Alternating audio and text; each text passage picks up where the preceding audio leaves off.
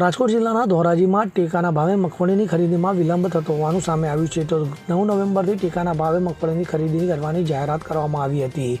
તો 9 નવેમ્બરની આ જાહેરાત કરવામાં આવી હોવી છતાં પણ આજરોજ ટેકાના ભાવે મગફળી શરૂ ન થતાં ખેડૂતોમાં રોષ જોવા મળી આવ્યો, જેથી તાત્કાલિક મગફળીની ખરીદી શરૂ કરવા ખેડૂતો દ્વારા માંગ કરવામાં આવી હતી. તો ટેકાના ભાવ મગફળી ખરીદીમાં વિલંબ બાબતે ગુજકોમ માર્શલના અધિકારી દ્વારા નિવેદન આપવામાં આવ્યું હતું. તો ટેકનિકલ ખામીને કારણે મગફળીની ટેકાના ભાવની ખરીદી ન થઈ હોવાનું તેમણે નિવેદન આપ્યું હતું. તો ટેકનિકલ ખામીના કારણે મગફળીમાં વિલંબ થતો હોવાનું જણાવ્યું હતું. તો ઓનલાઈન આઈડી પાસવર્ડ ન આવ્યા હોવાના કારણે ખરીદી શરૂ થઈ નહીં હોવાનું પણ તેમણે જણાવ્યું હતું. તો અધિકારીનો આ નિવેદન આપવામાં આવતા વધુમાં તેમણે જણાવ્યું હતું કે આવતીકાલથી ખરીદી પ્રક્રિયા શરૂ થઈ જશે. અધિકારી ટેકાના ભાવે મગફળી વેચવા કુલ 1,07,000 ખેડૂતોએ રજીસ્ટ્રેશન કરાવ્યું છે હોવાનું જણાવ્યું હતું. નામ અને વિગત. મારું નામ જયેશભાઈ લાખાણી.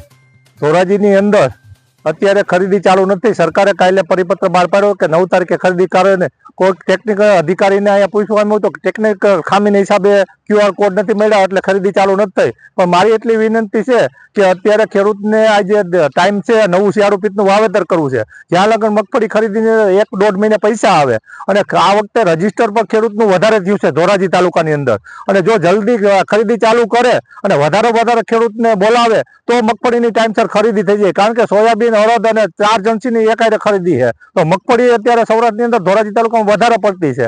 તો એક ખેડૂતને 200-200, 300-300 ખેડૂત રોજ બોલાવે તોય 2 થી 2.5 મહિના ખરીદીમાં સમય લાગે. જો 50 ખેડૂતને બોલાવશે તો ઘડીકમાં ખેડૂતનો વારો નહીં આવે.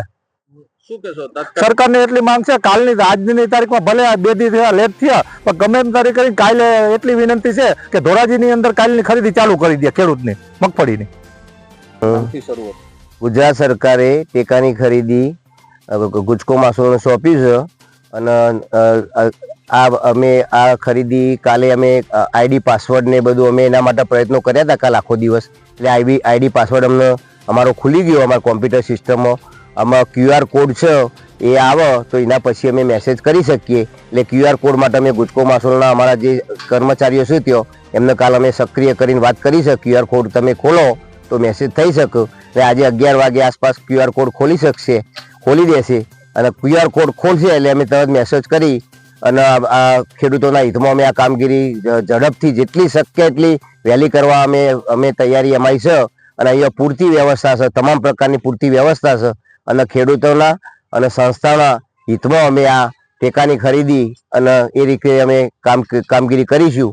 અને કામગીરીમાં કોઈ પણ પ્રકારનો વિક્ષેપ થાય નહીં, એ પ્રકારે ખેડૂતોને સંતોષ થાય, અમારી મંડળીમાં પણ કોઈ નુકસાન ના પડે અને સરકારને પણ કોઈ નુકસાન ના પડે એ ટાઈપની કામગીરી કરવાની અમારી તૈયારી છે અને અમે ખેડૂતોના હિતમાં કામ કરીશું એવી અમે તમને બાંહેધરી આપીએ છીએ. કેટલા ખેડૂતોનું રજીસ્ટ્રેશન? હા, મગફળીમાં 10,700 ખેડૂતોનું રજીસ્ટ્રેશન છે અને સોયાબીનમાં અંદાજે 3500 ખેડૂતોનું રજીસ્ટ્રેશન છે. અને અમારું પ્લાનિંગ છે કે રોજે રોજ અમારા ખેડૂતોને બોલાવી અને આ કામગીરી સરકારે જે સમય આપ્યો છે એના પહેલાં અમારા ટાઈમસર પૂરી કરી દેવી છે. કુદરતી કોઈ વરસાદને એવું પરિબળ ના આવે તો એવો વિક્ષેપ ના થાય એવી અમે ભગવાનને પ્રાર્થના કરીએ છીએ. 2 દિવસ ખરીદી મોડી શરૂ થશે. હા, 2 દિવસ ખરીદી મોડી શરૂ થવા. એમાં કાલે રવિવાર હતો એટલે આઈડી પાસવર્ડ અમને ત્યાંથી અમારા કોમ્પ્યુટરમાં ખુલતો નહોતો અને આજે એ આઈડી પાસવર્ડ ખુલે એના પછી QR કોડ આવે એટલે QR કોડ આજે ગુજકો માસોલ અમને આપો એના પછી અમે મેસેજ કરી શકીએ. એના પહેલાં મેસેજ કરી શકતા નથી. એટલે મેસેજ નહીં કરી શકવાના કારણે અમે આ 2 દિવસ ખરીદી અમારી બંધ રહી છે. તમારું નામ?